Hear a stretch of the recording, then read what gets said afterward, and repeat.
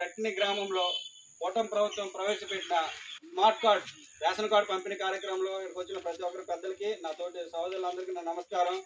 కూటమి ప్రభుత్వం వచ్చిన వెంటనే సంవత్సర కాలంలోనే నూతన రేషన్ కార్డు పంపిణీ చేయడం జరిగింది.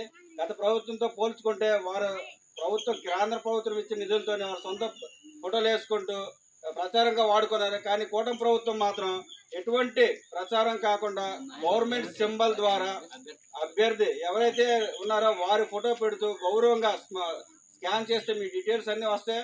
అలాగే దీంట్లో విషయం ఏంటంటే మీకు ఏ సమస్య ఉన్నా సరే టోల్ ఫ్రీ నంబర్ ఇచ్చిన 91967కి ఫోన్ చేసి మనం ఫిర్యాదు చేయొచ్చు.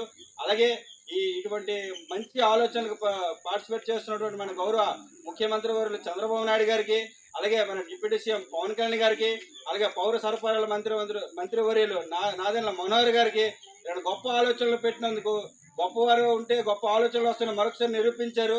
కూటమి ప్రభుత్వానికి ప్రజలందరి తరపున మరొకసారి ధన్యవాదాలు తెలుపుకుంటూ, అలాగే ఈ కార్యక్రమంలో మన గౌరవ శాసనసభ్యులు శ్రీ మామిడి గోవిందరావు గారికి ప్రత్యేకంగా ధన్యవాదాలు తెలియజేస్తూ రెట్ని గ్రామం తరపున హృదయపూర్వక ధన్యవాదాలు తెలియజేసుకుంటున్నాం.